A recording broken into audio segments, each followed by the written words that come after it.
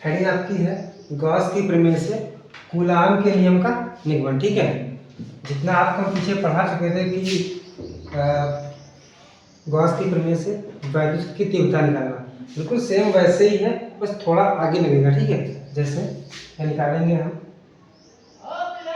सूक्ष्म क्षेत्रफल अवयव, सूक्ष्म क्षेत्रफल अवयव डीए से संबंध विद्युत फ्लक्स। ठीक है, फॉर्मूला क्या था हम लोग पीछे पढ़ के आ चुके हैं।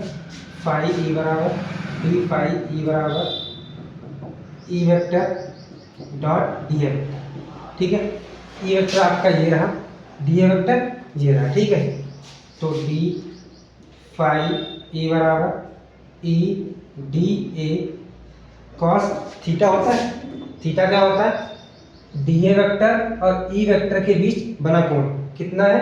0 डिग्री। ठीक है, तो E d A cos 0, d phi E बराबर ई डी ए इंटू हो जाएगा। ठीक है, तो उसको लिखेंगे नहीं। ठीक है, ये होगा आपका, तो यहाँ लिखेंगे। अब देखो ये जो आया है ये सिर्फ इतने का आया है विद्युत फ्लक्स, हमें चाहिए पूरे का, तो उसके लिए क्या करेंगे? संपूर्ण गॉसी पृष्ठ से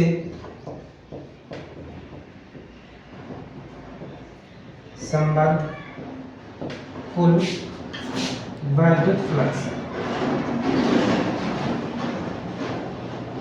अब देखो तुमको बता चुके हैं कि जब कभी भी आपको किसी पृष्ठ से संबद्ध कुल चीज चाहिए तो उसके लिए क्या करते हैं? समाकलन करते हैं ना। तो लिखेंगे क्या? D phi E. अब ये चिन्ह क्या दिखाता है कि आकृति कैसी है? बंद है ना। डी फाई ई बराबर E vector dot D S. ठीक है, तो इसका क्या हो जाएगा? फाई ई बराबर, ये तो बाहर आ जाएगा क्योंकि नियत है ए, देखो डी ए है। ठीक है, इसका जब समाकलन करेंगे तो पूरा ए आएगा। ठीक है, उसके बाद में ये क्या है? एक सर्किल है, वृत्त, और वृत्त का क्षेत्रफल क्या होता है? 4 पाई आर स्क्वायर। पता नहीं होता है तो क्या लिखेंगे इसके स्थान पे हम लोग? 4 पाई आर स्क्वायर, समीकरण नंबर 1। ठीक है, उसके बाद लिखेंगे गॉस की प्रमेय से। गॉस की प्रमेय से, देखो नीचे आ नहीं आ रहा है। गॉस की प्रमेय से क्या होता है? फाई ई बराबर 1/0 इंटू गॉसीय पृष्ठ से घिरा आवेश। ठीक है, तो फाई ई बराबर 1/0 गॉसीय पृष्ठ से घिरा आवेश कितना है? देखो प्लस क्यू है, तो लिखेंगे क्यू। ठीक, समीकरण 2, तो लिखेंगे यहाँ पे समीकरण 1 व 2 से। समीकरण 1 व 2 से अब ध्यान दो, समीकरण 1 क्या है आपकी? फाई ई बराबर 4 पाई आर स्क्वायर, और सेकंड क्या है? फाई ई बराबर 1/0 इंटू क्यू। दोनों की वैल्यू फाई ई के बराबर है तो दोनों आपस में बराबर होंगी ना। तो क्या आएगा? E into 4 pi r square बराबर 1/0 इंटू क्यू। यहाँ से अगर ई निकालें क्या आएगा? 1/0, जैसे लिख लो 1/4 pi epsilon 0 q upon r square. इतना हम लोग पीछे निकाल के आए थे। ठीक है, हमें क्या करना है? कूलाम का नियम सिद्ध करना है। उसमें क्या आता है? यहाँ पे सिर्फ Q0 बढ़ के आता है और यहाँ F आता है, ये तो आता है। तो हमने माना यदि बिंदु P पर परीक्षण आवेश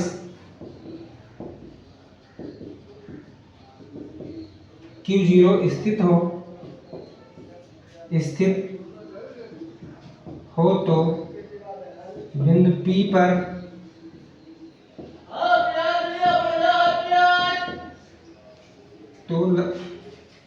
आवेश पर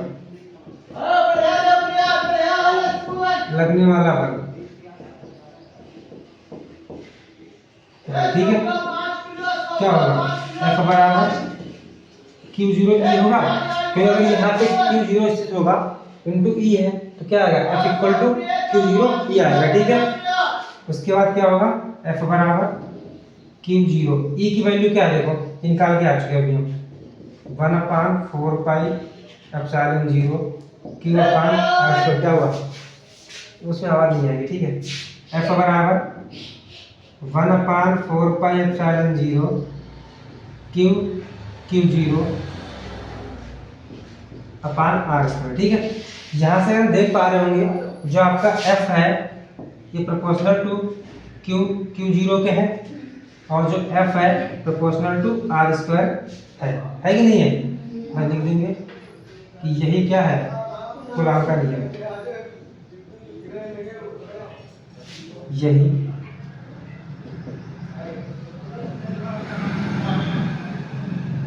नियम, ठीक है।